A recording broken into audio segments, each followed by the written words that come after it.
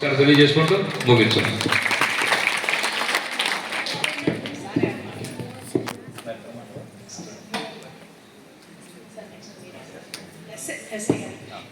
గౌరవనీయులైనటువంటి SI గారు ఇక్కడికి వచ్చిన దగ్గర నుంచి కూడా అసలు అంటే చాలా హృదయపూర్వకమైన కృతజ్ఞతలు తెలియజేసుకోవాల్సిన అవసరం ఉంది. ఆడపిల్లల స్కూల్ సార్, కొంచెం మీరు నైట్ టైం కొద్దిగా రౌండ్స్ అయ్యింది సార్ అని అడిగితే కేవలం కానిస్టేబుల్స్ని పంపించడమే కాకుండా సార్ కూడా వచ్చి రౌండ్స్ వేసి మాకు నిజంగా చాలా మేమున్నాము అనే ధైర్యాన్ని మాకు ఇచ్చారు. మా పాఠశాల అందరి తరఫున కూడా మీకు నా హృదయపూర్వకమైన థ్యాంక్స్ చెప్తున్నాను. సిన్సియర్ ఆఫీసర్స్ ఇక్కడ మా దగ్గర మా చుట్టుపక్కల ఉండి మా అందరికీ అండదండగా ఉండటం అనేది మేము చేసుకున్న అదృష్టము. సార్ ఇప్పుడు మిమ్మల్ని ఉద్దేశించి మాట్లాడతారు. అర్జున్ రాజు గారు.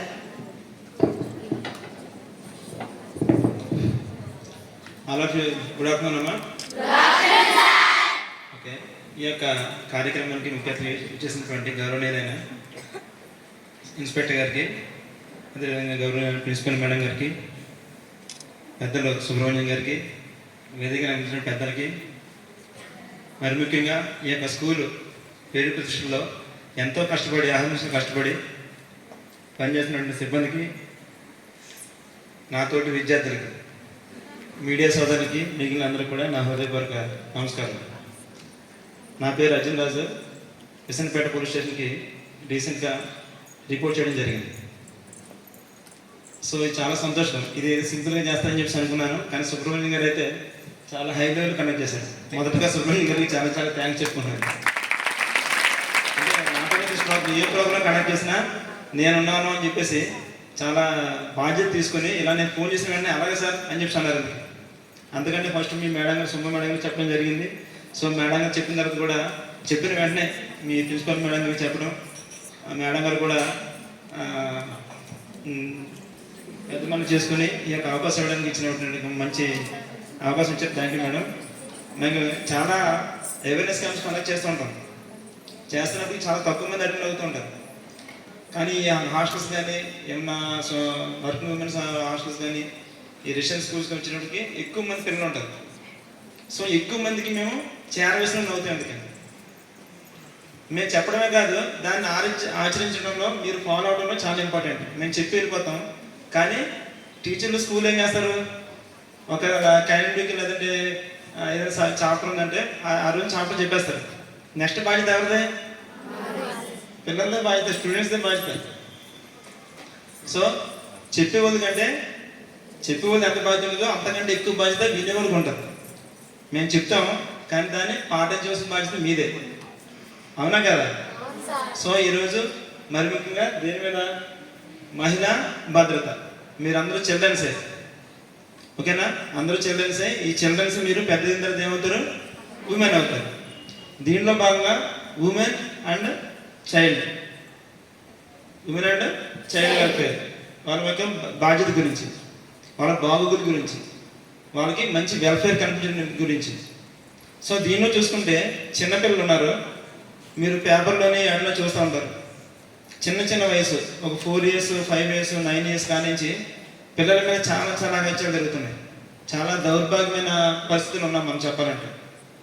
చిన్నపిల్ల అతనేమో పాడు చేసి వెళ్ళేమో వయసులో పెద్దోడు అవ్వచ్చు, మిడిల్ ఏజ్ అవ్వచ్చు, ఎవడైనా అవ్వచ్చు, కానీ ఏదో మాయమాటలు చెప్పి చాక్లెట్ ఇస్తానని అవి ఇస్తానని ఇచ్చని చెప్పేసి చాలా దారుణమైన పరిస్థితుల్లో ఉన్నాయి సమాజంలో.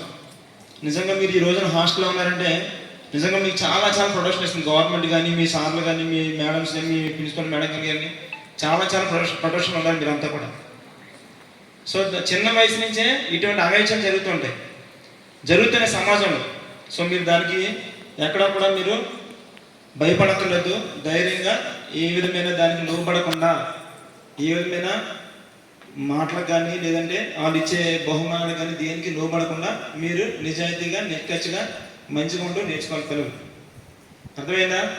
ఎవరో ఏ మాయమాటలు చెప్తుంటారో మోసపోవడం కాదు. కానీ ఇన్నాళ్ళు ఏంటంటే పాత రోజుల్లో పోలీసులకి ఎవరైనా వస్తే వచ్చిన తర్వాత రిపోర్ట్ తీసుకోవడం, కేసు కట్టడం, ఇన్వెస్టిగేషన్ చేయడం, ఆ విధంగా ఉండేది. ఇప్పుడు మారుతున్న కాలంలో ఎప్పుడో చేతులు కాలం దగ్గర ఆకులు పట్టుకోవడం కాదు, అంటే నేరం జరిగిపోయినది కాదు, కానీ నేరం జరగకముందే ఎటువంటి ప్రికాషనరీ మెజర్స్ తీసుకోవాలి అన్న దానిలో భాగంగా గౌరవనీయులైన AP DGP sir Harish Kumar Gupta sir, అదేవిధంగా మన ఎస్పీ సిపి సారు రాజశేఖర్ బాబు సారు, మన DCP sir Lakshminarayana sir, ACP sir Prasad sir, మా సుపీరియర్ ఆఫీసర్ అందరూ కూడా చెప్పిన ఇన్స్ట్రక్షన్ ప్రకారం ఈ విధంగా అవేర్నెస్ క్యాంప్స్ కండక్ట్ చేయడం జరుగుతుంది. సో దీనిలో భాగంగా చిన్నపిల్లలు ఎటువంటి ప్రాబ్లమ్స్కి ఇబ్బంది పడుతున్నారు. ఏదో మాయమని చెప్పి మీరు మోసపోకూడదు. ఇంకా కొంచెం పెద్ద అయిన తర్వాత ఇంటర్మీడియట్కి వచ్చిన తర్వాత అదో రకమైన వయసు అది. ఎందుకని అంటే మీ ప్రాబ్లం కాదు, అది వయసులో వచ్చే టీనేజ్ ఏజ్. అది 10th క్లాస్ వరకు బాగా కష్టపడి చదువుతారు. 10th క్లాస్ పబ్లిక్ కదని చెప్పేసి కొంచెం భయపడి చదువుతారు. ఇంటర్మీడియట్ వచ్చేప్పటికి ఫ్రీ బాట్స్ అయిపోతారు. ఓహో మేము చదువుకున్నాం కదా. అప్పటికి మళ్ళీ మన హాస్టల్స్ అయితే అంటే ఈ రెసిడెన్స్ స్కూల్లో ఇంటర్మీడియట్ ఉంది, వెరీ గుడ్. సో వన్స్ మీరు బయటకు వెళ్ళిన తర్వాత చాలా చాలా దారుణమైన పరిస్థితులు. ఎందుకని మీరు ఎవరో చెప్పిన మాటలకి, ఏదో చెప్పిన ఇచ్చిన వీటికి లొంగకుండా మీరు మీ కాలంలో మీరు నిలబడాలి. సో అప్పుడే మీరు మంచి పొజిషన్లోకి వెళ్తారు. చెడిపోవడం అనేది చాలా చాలా ఈజీ. అందరికీ ఎంజాయ్ చేయాలని ఉంటారు. అందరూ బాగా షికారు చేద్దామని, లేదంటే అక్కడ తెలియదని ఇక్కడ తెలియదని అవన్నీ ఉంటాయి కోరికలు. ఆ కోరికలు జయిస్తేనే మనం ముందడుగు వెళ్ళగలం.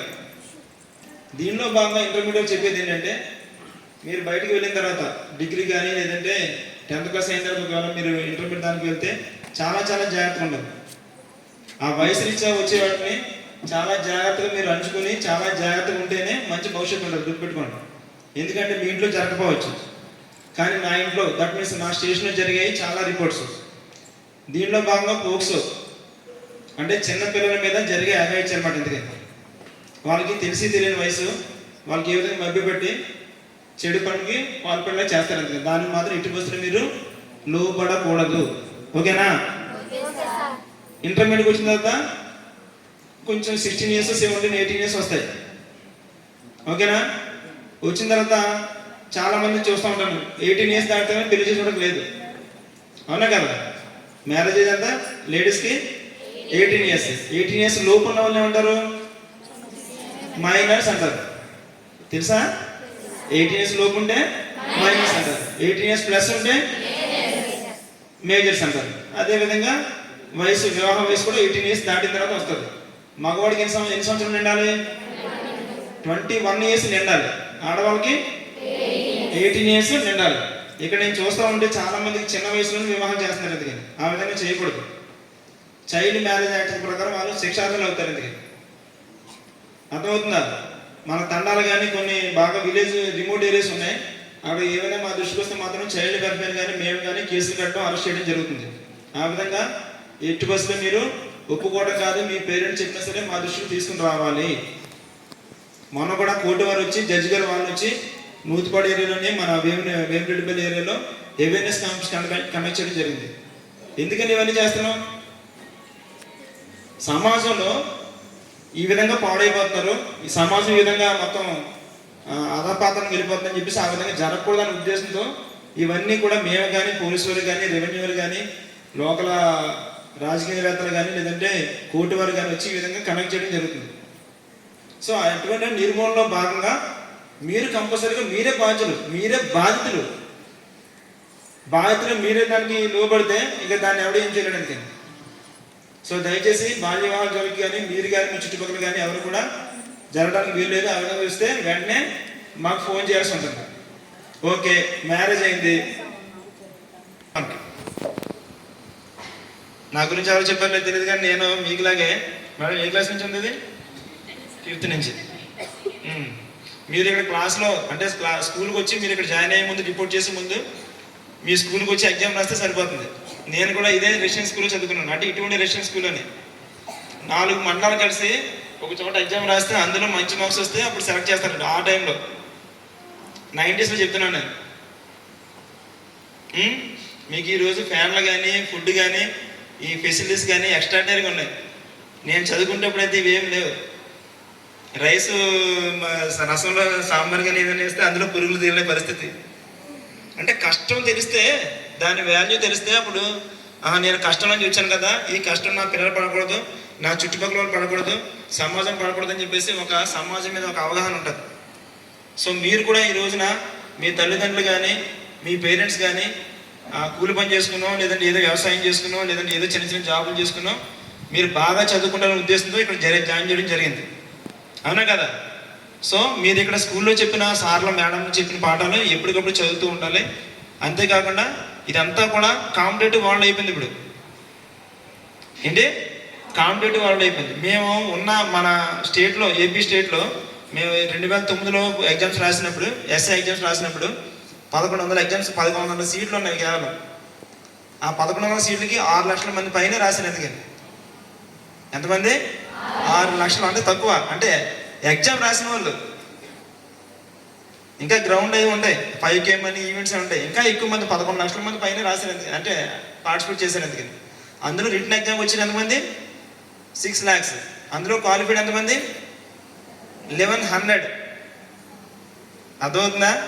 200 బిట్లు ఇస్తాడు. ఆ 200 బిట్లకి 180 నిమిషాలు. ఎంత? 3 గంటలు. ఎన్ని గంటలు? 3 గంటలు. ఆ 3 గంటలు అంటే నిమిషానికి ఒక బిట్కి ఎంత టైం పడుతుంది సుమారుగా? అంటే ఒక బిట్కి 1 నిమిషం వస్తుందా? 53 సెకండ్లు వస్తుంది. ఒక బిట్కి 53 సెకండ్లు వస్తుంది. అంత కాంపిటేటివ్ వరల్డ్ ఉంది ఈ రోజున. నేను ఇప్పుడు 2009-10లో చెప్తున్నాను నేను.